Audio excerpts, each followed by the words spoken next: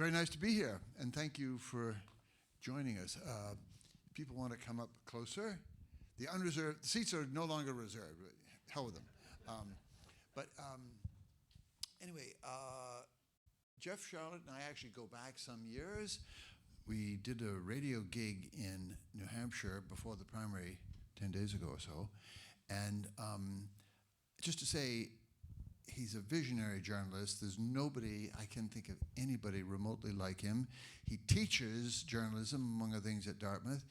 So the hope would be that he's giving the secret to somebody.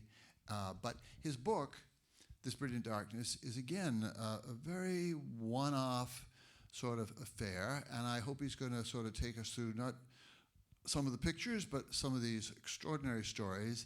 These are night stories about night people, sometimes about Jeff himself on the road, in the darkness, through the mountains near Hanover, New Hampshire, sometimes in Petersburg, in Dublin, in Africa, all over the place. Jeff, I'd love you to just plunge in with some of these stories that get to feel very, very close, like Mary Mazur, who we'll get to, the Dunkin' Donuts night bakers. This is a wonderful glimpse. Where do you like to plunge? Well, I start the book. I like to start with this man, who has a name that he chose not to share. This is in Dublin. And it's a very short story. The book is a book of words and pictures, and I like this one because it sort of, to me, accounts for both the pictures and maybe also some of the hope of the book. Normally these are stories, but this one is something less than a story, but just a moment. I asked if I could take his picture. He said I could. I stepped closer, across the band of shit. The pigeons began to frighten. I stopped. I was too close. A cloud of gray and blue and pink and dirty rushed at me. He looked up, bare of birds. He said nothing. I stepped back. The birds returned. Together they ate, and he said, now, and I took my picture.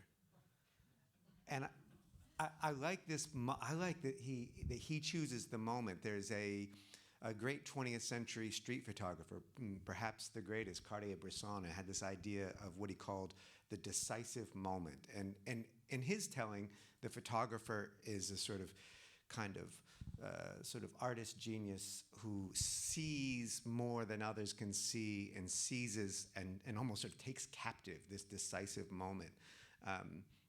Well, I'm not a photographer. I'm a writer who started taking snapshots with the powerful little camera that we all have in our phones, and partly as a sort of a collaborative project. The decisive moment is his. He chooses it. I take the picture. It's something that happens between us rather than through my authority alone. And I think if there's a few words that describe the book that come from my daughter, who is sort of a recurring character throughout the book. Although I wouldn't say she's never named. I always give her, every time she shows up, she gets a different name because her real name is still her own. So I'll call her Ethna for now. And Ethna, when she was 3, shortly after my wife showed her How the Other Half Lives, because that's a good picture book for 3-year-olds. She said this poem, which I thought was really good. She says, good people and mad people and bad people and Jewish people and knockabout people, which is partly what the book is about. And her other poem, which is really what the book is about, it's what this moment is about, is the night I was born, you were born, we were born together. And that is how I think of that moment between us. The picture is so striking, but you're giving your subject proper credit for timing. Yeah. Would you want to just comment on his timing? The pigeons sort of really stirring in his hands there. Yeah, I mean, to a certain extent, I mean, that the reason I stopped and was struck, as anybody would be, was this is a man who, he's sort of a Saint Francis of pigeons, and was usually sort of covered with pigeons and was most comfortable that way. And then I stepped closer and I frightened the pigeons away. And I think that's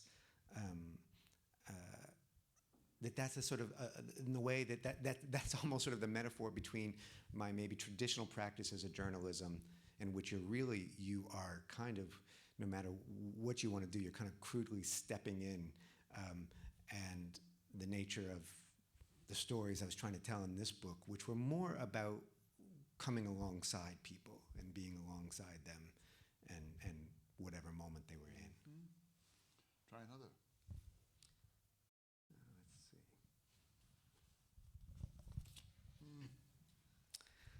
This is where the book starts.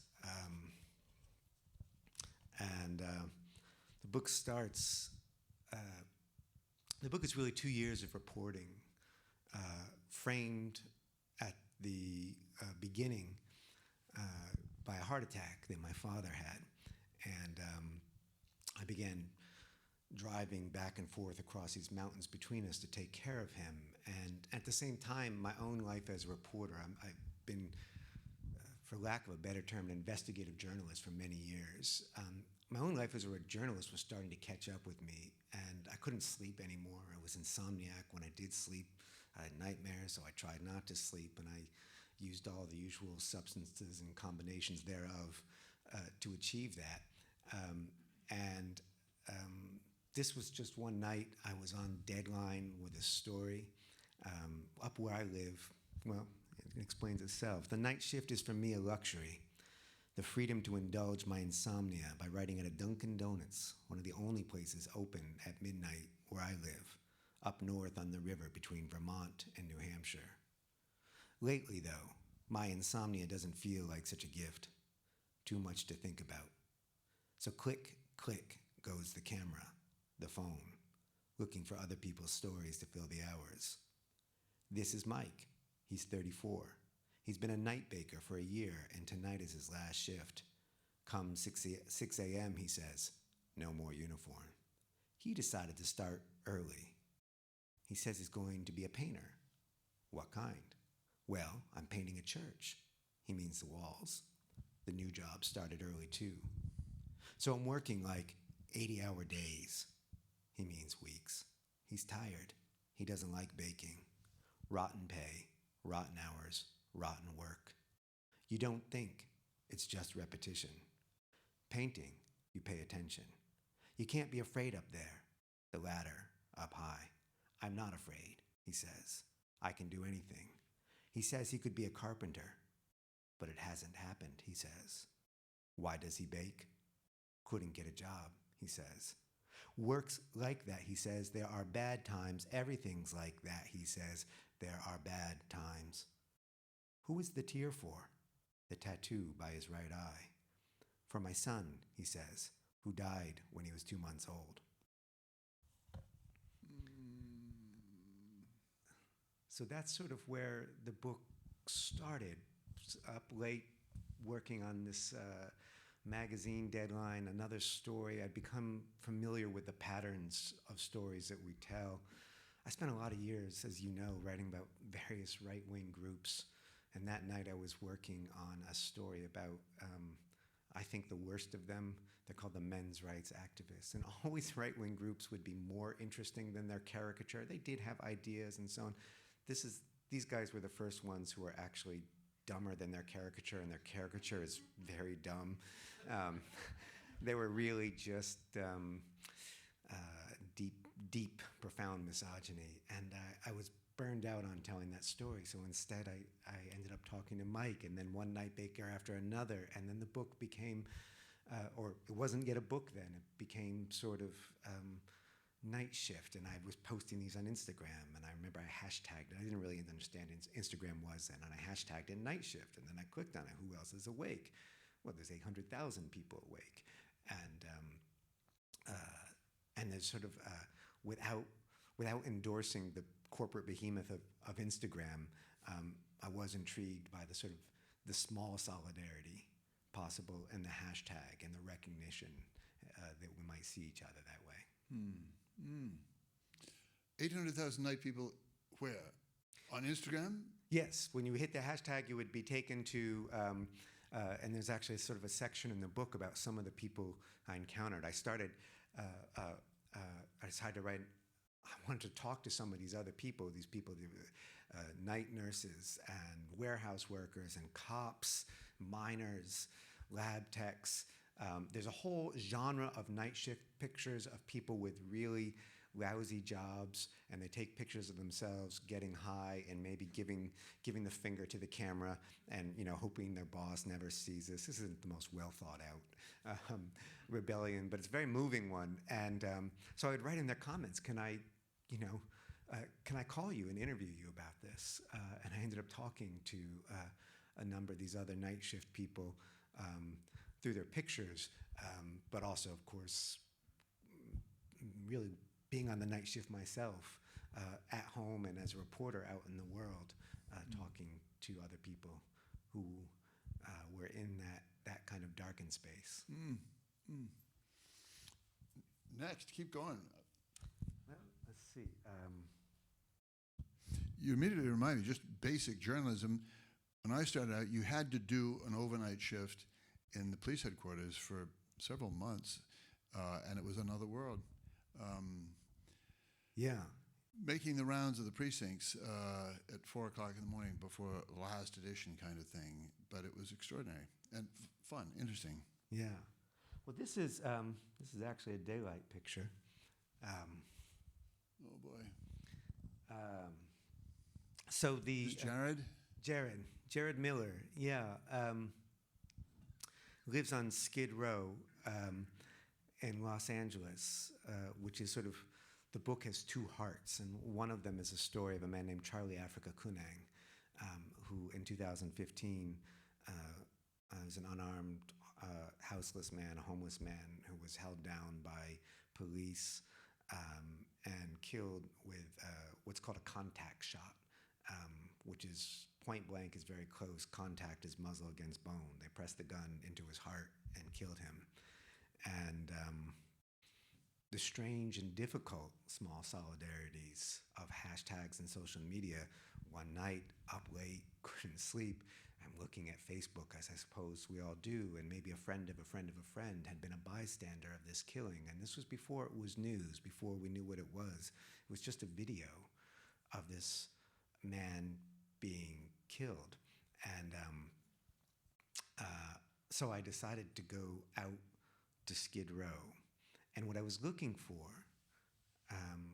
was the story that conventional journalism wouldn't tell. Conventional journalism was in many ways beholden to the police narrative, which said that this man, he was a drug addict, he had struggled, which I always found puzzling. You're doing nothing. Your last words are, let me express myself, and they tackle you and push you to the ground and put a gun to your chest. Do you struggle? I hope so.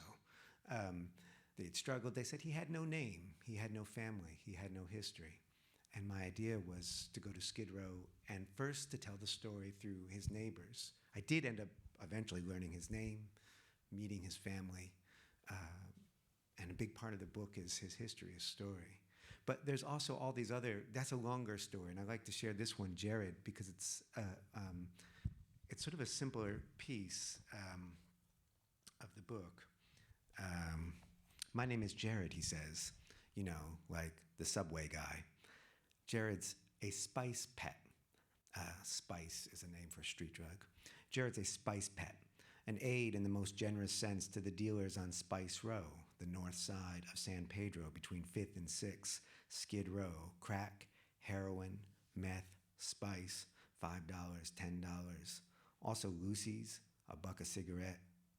The dealers are affiliated in the most generous sense with the gangs of their youth before they too came to Skid Row. Heavy men who sit in office chairs on the street and nod at the addicts serviced by spice pets like Jared, who are paid in kind. Jared wants to show me his Facebook page, Jared Miller. There are a lot of them, We scroll and scroll. He can't find himself. I hand the phone over. He signs in. There I am, he says. He smiles. There he is, a little boy, the image of the man to come. It's Jared's son, 4 years old, for whom, on his left forearm, Jared carries a tattoo of a bird on a slender branch. Because he can't fly yet, says Jared, cradling the phone with his picture close to his eyes. And there's Jared above his little boy, a bird with strong wings. This is his mom, Jared says, pointing to a Facebook snapshot of a crisp young couple. Before the drugs, you know. The drugs he takes, he means. She's pretty. He was too. Muscular and rosy and bright-eyed, a straight-backed young man. There's a tuxedo, I think. I scroll and I scroll, but now I can't find him. There's a man with a buzz cut and color in his cheeks and a baby in his arms. There's Jared crouching with his boy in a yard in sun at an angle, early morning or maybe setting, with his arms around his woman and his child, his future, golden. And I like sharing this picture because one of the interesting things that happened, again, I suppose a friend of a friend of a friend, is I think it was first his ex-mother-in-law found, I had posted this on Instagram, found this, and then an ex-girlfriend, and then a number of women who had been in Jared's life began arguing pretty furiously in the comments section on this picture, arguing about who was responsible for saving Jared.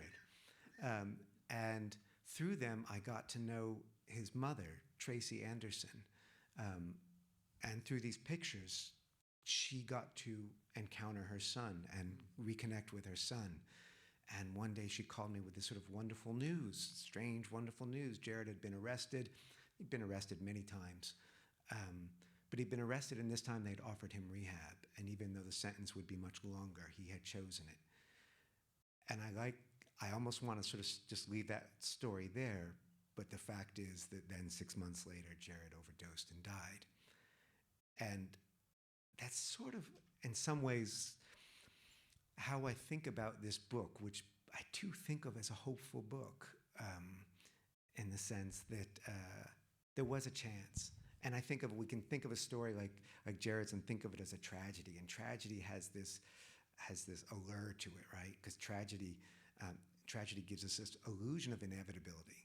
The way things are, they had to be. It's very seductive. It's a very seductive story. It's consoling to tell ourselves, well, it couldn't have been otherwise. The stories in this book, I want to remind us always that it could be otherwise. Even as in the case of Jared or the man I just mentioned, Charlie, it wasn't otherwise for them, but it couldn't have been. It could have been, and we keep trying. We keep trying to see more closely and to see those possibilities of otherwise that resist that kind of tragedy. Stretch out a little bit on hopeful, and I'm dying for you to get to Mary Mazur, who is in some wonderful ways a hopeful. I think she. Well, I don't know. You'll have to describe it. But what do you mean by hopeful? I learned about this from Cornel West. Most people know, sort of a political speaker, but he's also a great theologian. And years ago, I did a profile of Cornel, and it was sort of the best class I ever took, because I would just drop in on Cornel every now and then, wherever he was around the country for about a year. Right. And I was most fascinated with the theology. I'm not a Christian, and he is, but I'm interested in those moments. And he would talk about, and in fact, I said, this is Jewish people. I'm Jewish, so this is really weird to talk about as a source of hope. But he talks about that. Except, I got to stop you on that, because there's so much hope in both the Old Testament and the New, and it is a theological virtue. It's a very serious virtue. I love St. Paul's line, but he was a Jew too, about we rejoice also in tribulations, for out of tribulations comes experience. Out of experience comes patience. Out of patience, hope. Yeah, and I think that's it. Cornell would locate it in the long Saturday between Good Friday, the crucifixion, and Easter Sunday, the resurrection.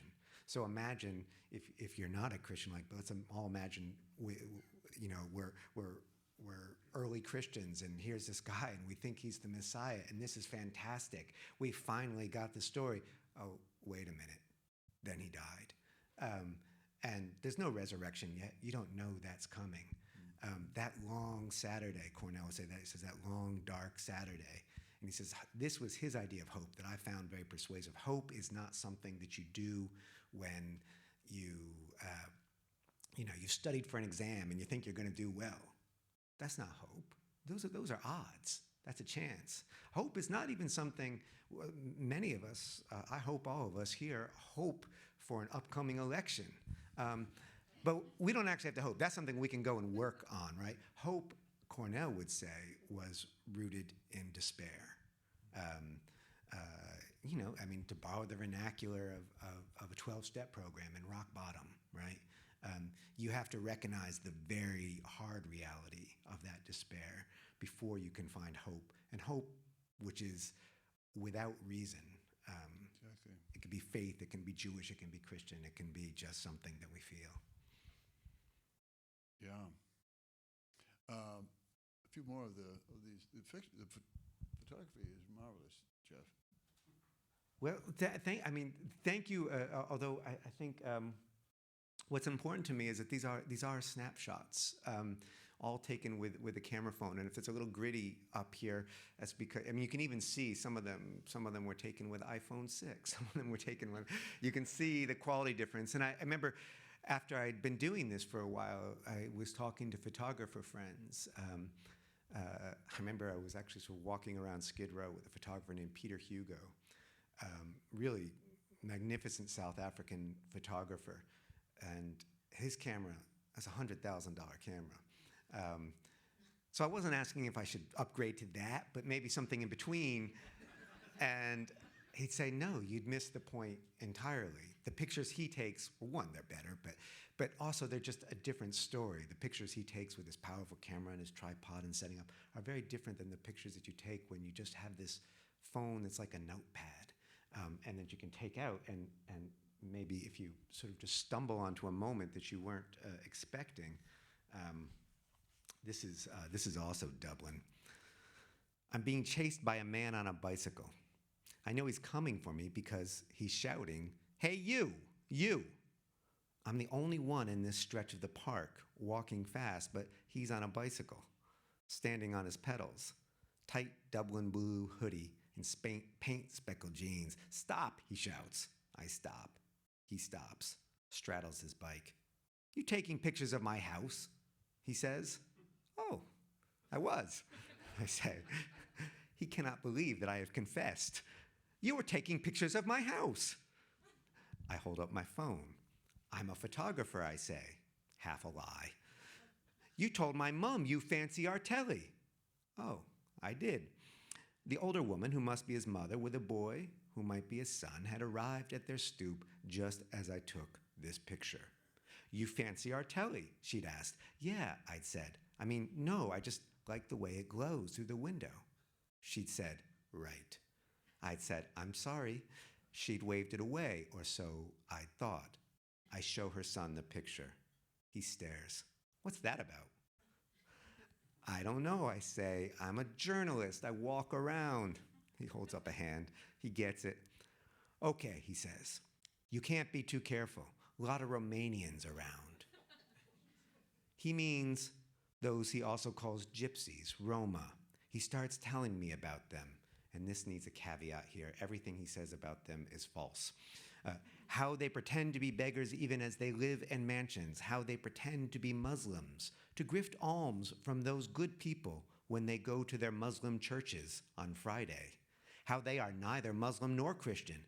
They are a religion of their own selves, and how they believe their ancestors stole a nail from the Romans, and so there was only one for the both of Christ's feet on his cross, and for this mercy God gave them a dispensation to thieve. Oh, they are thieves, insists the son.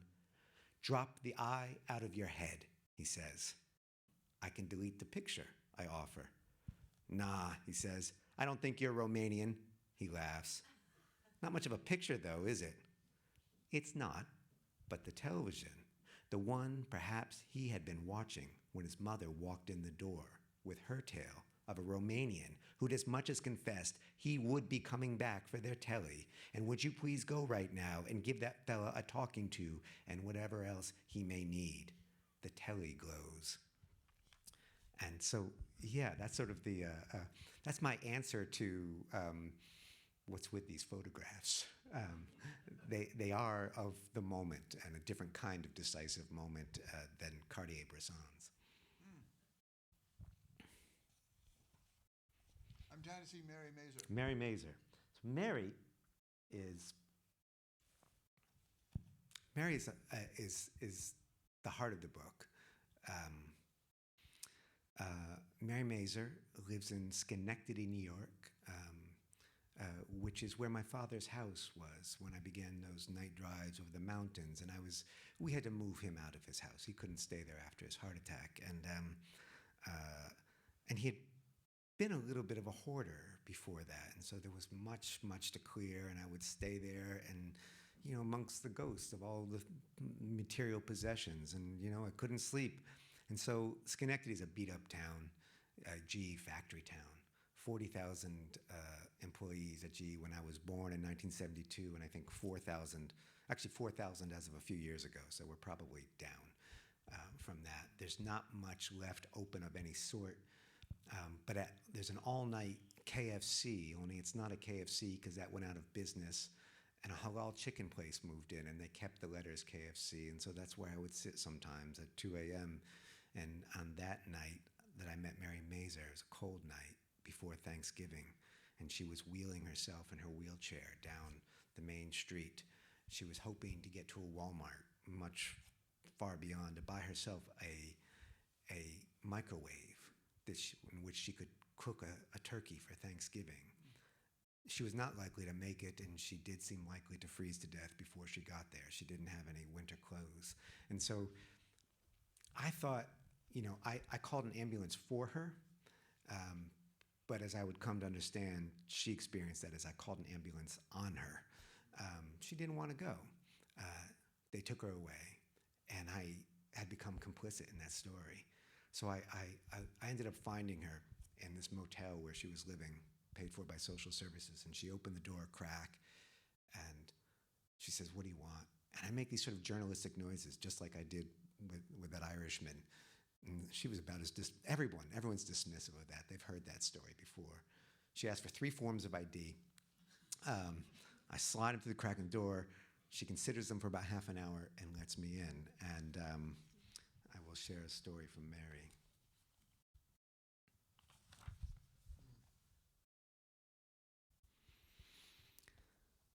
I bounce around, says Mary. An apartment here, a shelter there, nights beneath a bridge in between. She's lived in this motel 6 weeks now. Bugs, she whispers. She's afraid she'll be evicted. They try to say you brought them. Not Mary. I'm a germaphobe, she says. That's why she does not want me to sit down. That's why there's newsprint folded around the door handle. That's why, she says, she is ashamed. I. Mary has a stutter. I am, she says, gathering her voice up like an infant to be stilled. Nah, not as clean as I would like to be. She crooks her finger, whispers, come closer. She stands on one foot, the other hardly a foot at all anymore, wounds festering for years now, the scabrous skin that remains red and purple and orange and flaking like ash. She gestures at her body. Her arms are very long, graceful. Do I? She asks. She wrinkles her nose. I was pretty, she says. She was. Look closer. The eyes, what's left of her cheekbones. She's wearing lipstick. Mary Mazur, 61, most of her days in the dark in this room, half naked, will prepare for a visitor. Jeff, in what sense the heart of the book? So I ended up spending, I would go and sit with Mary in this room where she had a friend. Her best friend is a plant named Bandit. And there is something funny and a plant named Bandit, and she knew it, and that was sort of one of the things. She knew how she was perceived. And she had this great line. She says, "It's my brain, and I'll do what I want with it." The plant was named Bandit. She loved Burt Reynolds. She had these sort of two heroes that sustained her, Clint and Burt. And she would sort of speak of Burt Reynolds. Burt Reynolds was the light, the one who makes her laugh. And Clint was the darkness, the one who sort of gives her strength. And so I asked, is Bandit named after Smokey and the Bandit? And she just thought that was idiotic. And she's like, no, of course not. She had a bird named Bandit who was named after Burt Reynolds, and the plant was named after the bird. And so we would spend time, and we ended up we did end up driving to Walmart to, her social worker had given her a gift card, not as a gift, it was just a way of managing the money. And she wanted to buy a microwave. It didn't work out. But we'd end up sort of spending this time together, and she's the heart of the book maybe because it's sort of a sustained encounter, because there's a number of pictures of her. She was interested in this collaboration, and like me, she understood that our story, this is not going to reform social services in Schenectady, New York. We're not about to give up transient motels, these kinds of motels that cities use to avoid putting money into homeless housing, which would be much, much better. This costs more and hurts more. It's not going to work. But there was, I think, for a while, an exercise and a kind of empathy that I see as, I think of empathy not as something you extend to another, but as something that happens between two people, sort of a flickering moment of seeing and being seen. Maybe Mary was the most sort of sustained encounter, and that's why she just feels to me. And because I love her. I think she's a kind of a remarkable person who, not a sweet person, she's not nice. I mean, she loves saying, she's like, I'm a tough, she's almost sort of like a refrain with which she sort of laces all conversations. I'm a tough bitch. I'm a tough bitch. And then sometimes she says, you wouldn't like me if you've known what I've done. She loves Clint Eastwood. Her favorite scene is when Clint Eastwood kills everybody at the end of Forgiven. She says, it's beautiful. And that anger too, that's a little bit like Charlie Kunang struggling at the end. Anger is as much a part of the emotional spectrum as love and gentleness. Jeff, wild leap about journalism in general. It's been a funny day today. Bernie Sanders has the sort of the world of journalism, but the world of politics in a kind of frenzy of rejection. I mean, he's won these 3 primaries, and nobody can believe it. And Chris Matthews is saying, this is like the fall of France. I mean, who are these people? What do they think they're doing? How could you possibly nominate this character? But anyway, we're widening the spectrum of what can be talked about as interested American citizens who have a view. But then you go, I'm just thinking on this day where people are banging on the door to be included in a portrait of ourselves. And you're widening the spectrum not only to people that we don't hear about, and most of us don't know and don't cover, but stories as a story. What is a story? What is, Mary Mazur has a story. No, she doesn't. She's just there week after month after whatever. What are you discovering, and what are you trying to tell us, as well as your students, but your readers, about what is a story in our world? Yeah. I mean, to me, this project was also in some ways for me of getting back to what had drawn me into this kind of journalism in the first place. I remember when I was 19 years old and I read James Agee and Walker Evans' combination of words and pictures, Let Us Now Praise Famous Men. I remember where I was sitting in the library. And it's this great, overwrought, brilliant failure of a book. A failure more transcendent than any success I'll ever have, but nonetheless, a crashing failure. And I looked at it and I said, that's it. That's what I want to do. And he's writing about just some sharecroppers in Alabama. He was doing it for Fortune magazine. He was also getting tired of the magazine formulas. They said, go down and tell us what's going on with, the poor in Alabama. And he hands in something like 70,000 words. And they said, Jim, this is not going to run. The stories, and it was too ordinary. It was too ordinary. But that's what I had loved, and that's what I thought journalism was. We get to go and tell stories about everyday people. I thought journalism, this is how misguided I was. But I'm happily misguided, and I try to misguide my students the same way. I thought journalism was like, if you've ever seen this great German movie, the Wim Wenders' Wings of Desire. Wings of Desire is a sort of Cold War Berlin. And they're angels, and they look just like you and me. That's what an angel is. There's actually a theological basis for the idea of angels as documentarians. It's a finer thread in Scripture, but there it is.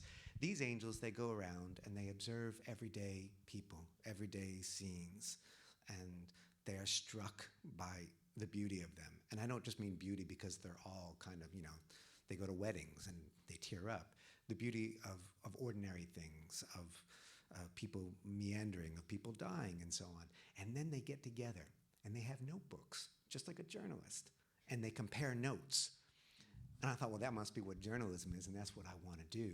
And I think that is the journalism I think, it's the journalism I was about to say it's the journalism I needed right now, with stories of everyday people, stories that are not there to illustrate a larger point, stories in which that seeing and being seen is not about reducing Mary to an illustration of a broken social services system. What if we just take Mary as she is, and see what comes out of that? I'm not saying let's not try and now also think of policy and so on. But as storytellers, I don't think that's our job. I don't think stories all need to end with a twist in which we then give a prescription and seal that person off.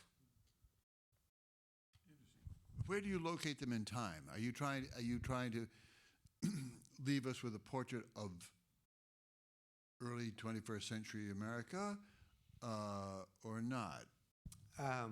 Could these people be scattered over medieval Russia? Well, there is a long Russian section, actually, as you know. So not medieval Russian. In fact, I'll share one Russian. This one's really not a very good picture. This is like iPhone 4. Let me read the story. This is sort of a scary one. This is a Cossack, just like if it were on the roof. They're real, and there's a lot of them now. I had gone to Russia to a little bit sort of the same kind of journalism. I'd been years writing about right-wing groups, and I'd also been writing about these sort of anti-LGBTQ campaigns around the world, this sort of gender nationalism, as I think of it. And I'd always done it by looking at the powerful, and I, concurrent with this book, I made a Netflix documentary series called The Family, and so we're looking up at the powerful. But I went to Russia because I just didn't want to do that anymore, and I wanted to sort of see how everyday queer people lived in a regime that had decided to make them the new enemy within. Putin was using them. And that is mostly what this story is about. But then I met this man. I didn't mean to meet him. I was going to talk to someone else, and I sort of stumbled into what I think of as a sort of the headquarters of the League of Evil Super Friends. There were Cossacks, there was gangsters, there was the Russian paratroopers, which there are no parallel for in the United States. All these groups that had decided that hurting or killing queer people was the top of the agenda. And I couldn't get out of there too easily in the Cossack, so I had to speak to the Cossack. The Cossack will begin, he says, with history. God sends Cossack souls through our blood, he says. He seems to have a voice cultivated from menace, a barrel of dread. God sends Cossacks. Yes, he says, they are his warriors. Do not be frightened, he says. Cossacks are just.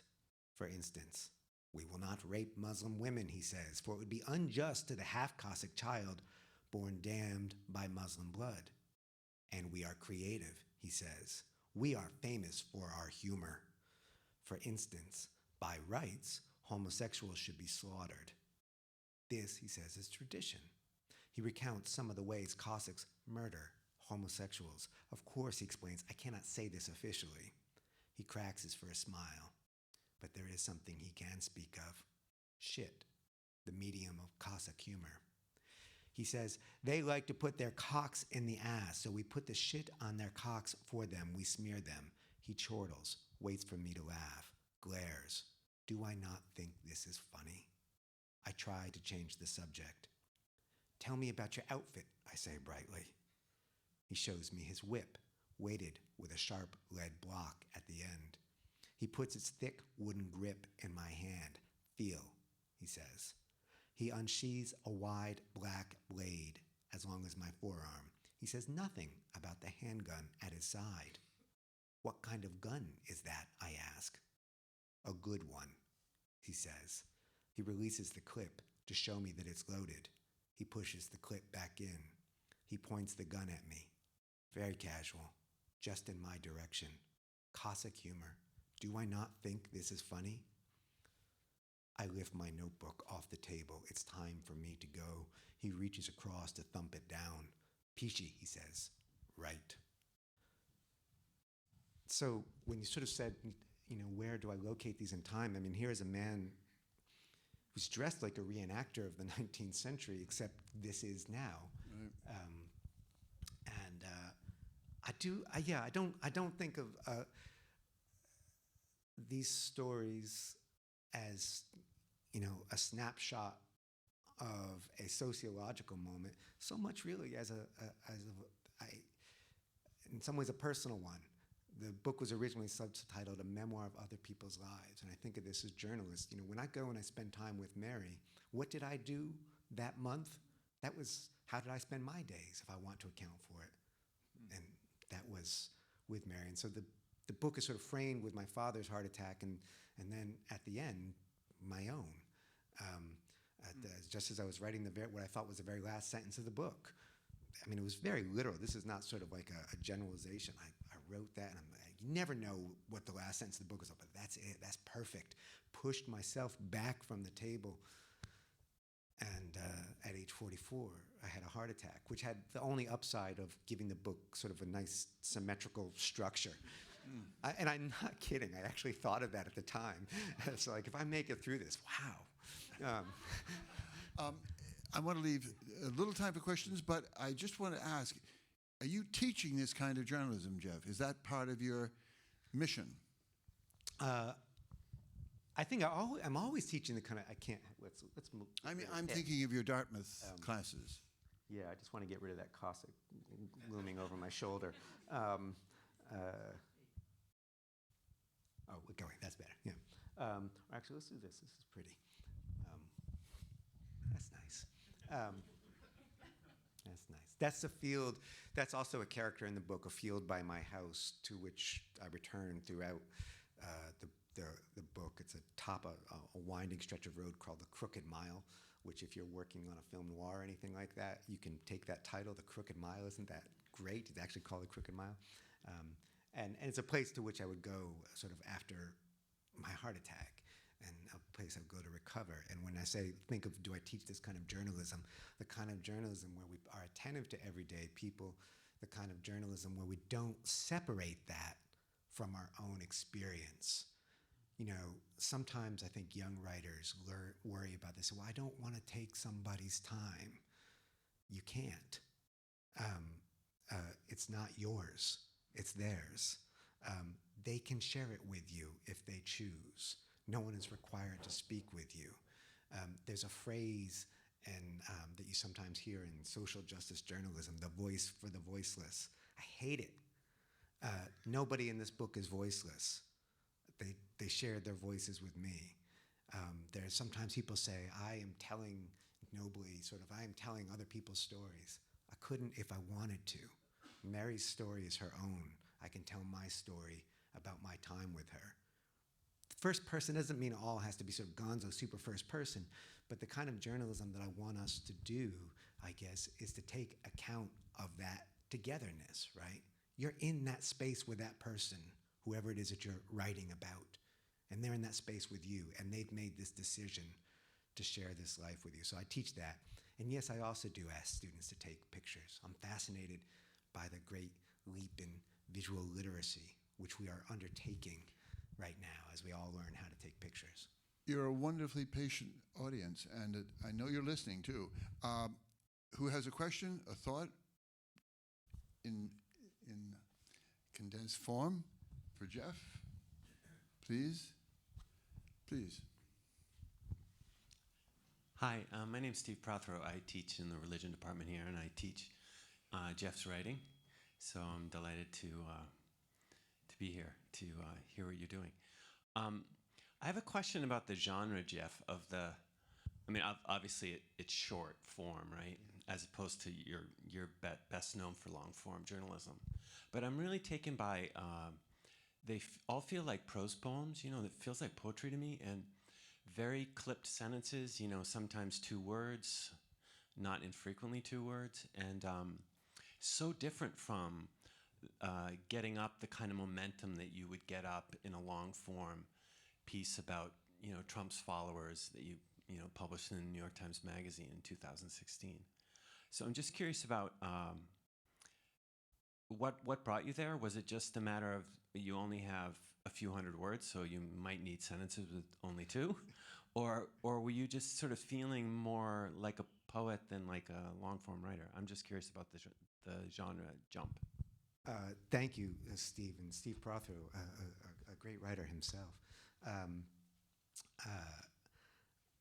Sort of the answer is yes, both. I mean, a little bit. That picture I shared of Mike, the night baker at Dunkin' Donuts, I asked him if I could take a picture of his T-shirt, and then I tapped it out with my thumbs, and then the caption didn't fit.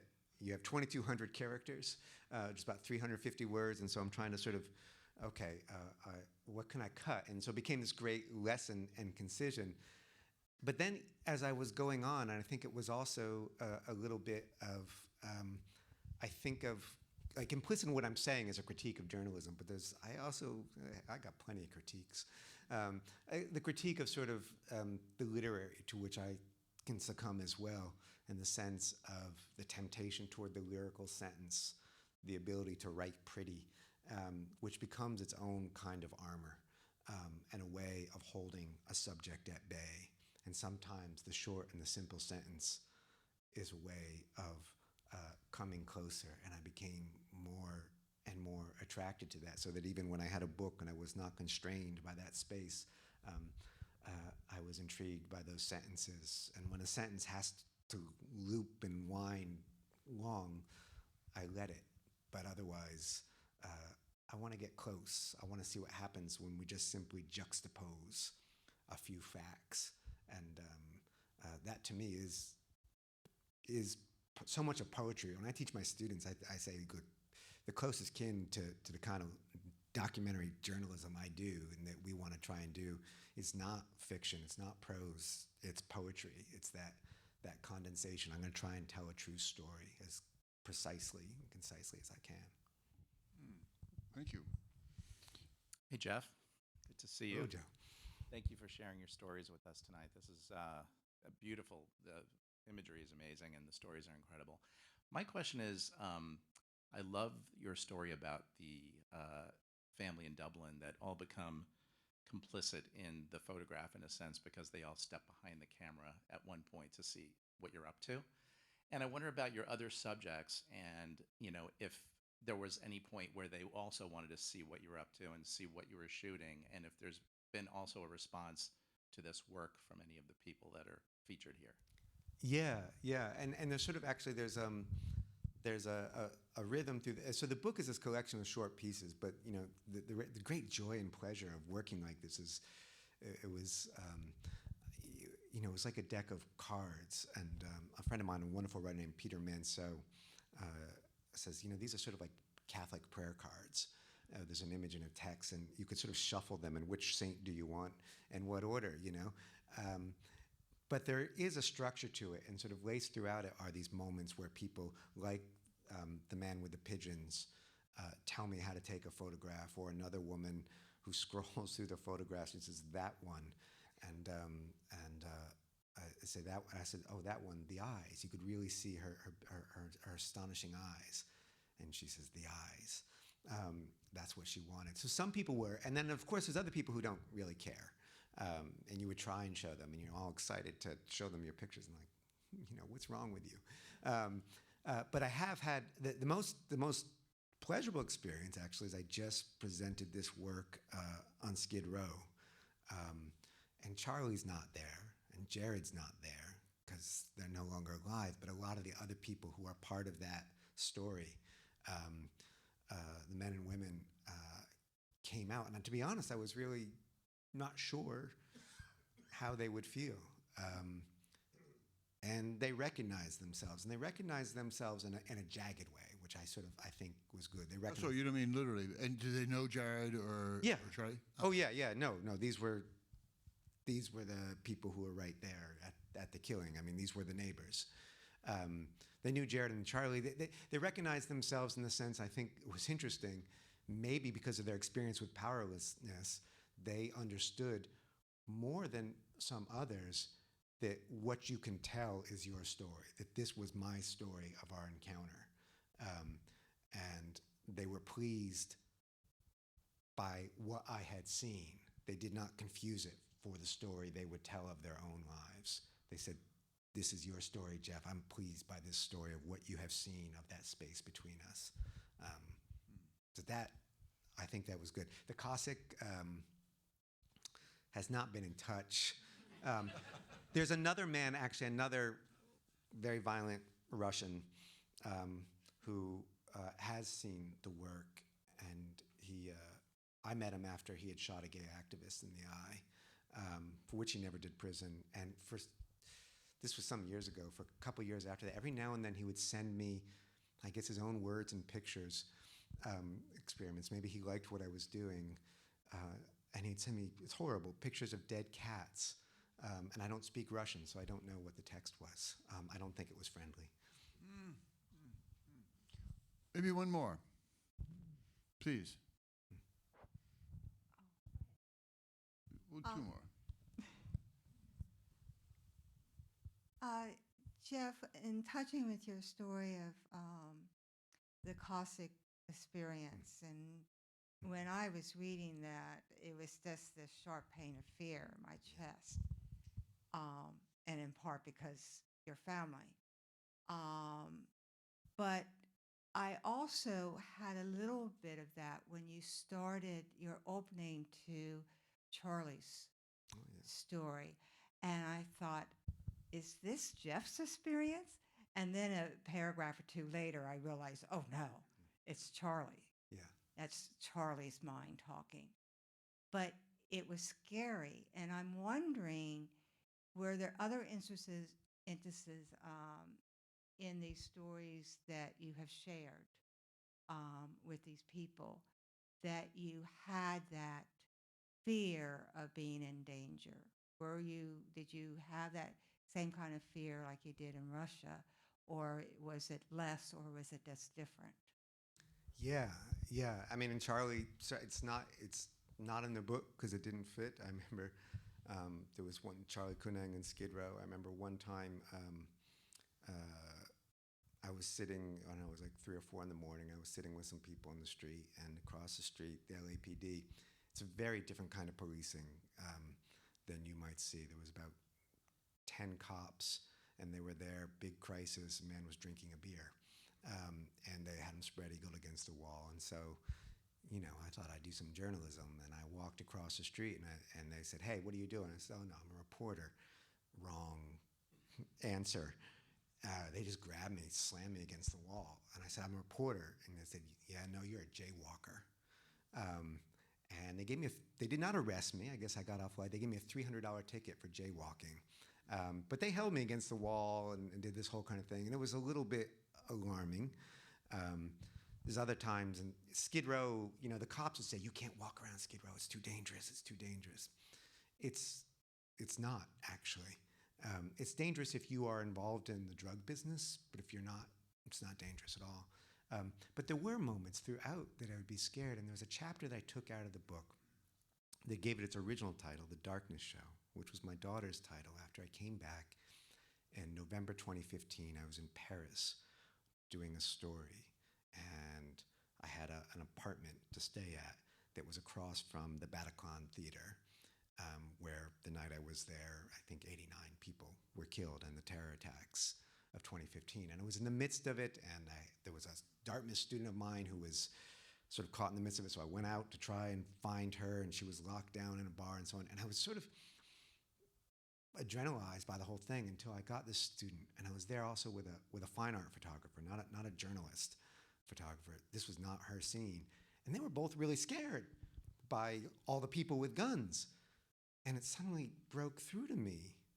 Oh, this is really scary. This is not, oh boy, what kind of story am I going to get?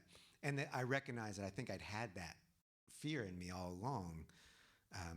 And that was why I was staying up late and not sleeping right and so on. And part of the book, I think, was learning to feel that fear, and the fear that maybe Charlie felt and the fear that Mary feels, and to learn how they deal with such greater fear, how they endure it.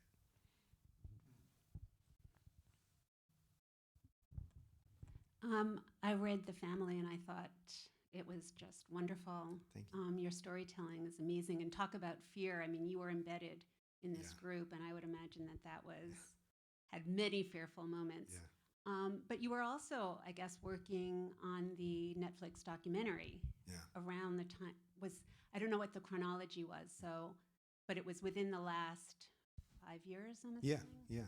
So I'm It wondering- overlaps pretty neatly with this book. It's a Yeah. very strange divide in my head. I'm wondering, because The Family, you're telling a very big story Yeah.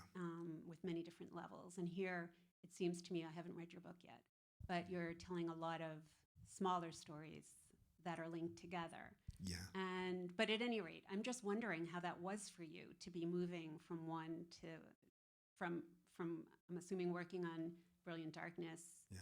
and then going back to working on The Family, but this time for, sort of broader public consumption, visually. Yeah.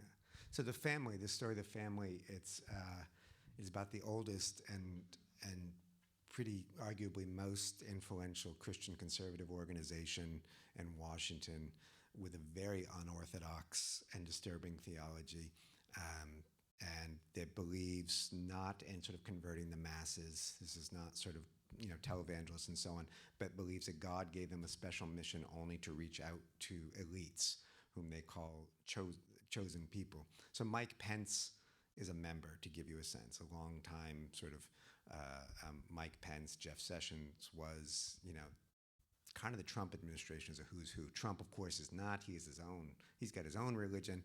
On the other hand, they've embraced Trump. And in fact, the final episode of this documentary series is named after what they call him, which is the Wolf King. Wolf King. They say, everyone talks about Jesus coming for the sheep, but what about the wolves?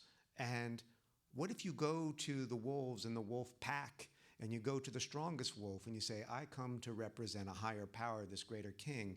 Let's make a deal. Let's team up. And say to that wolf king, how much power can you have? And that's exactly Trump's understanding of religion. It's a transaction. So I was telling that story, and these things in some ways are related, that big story. This book, even though it's got a lot of dark stories in it, this book is, for me, very personally, is the antidote.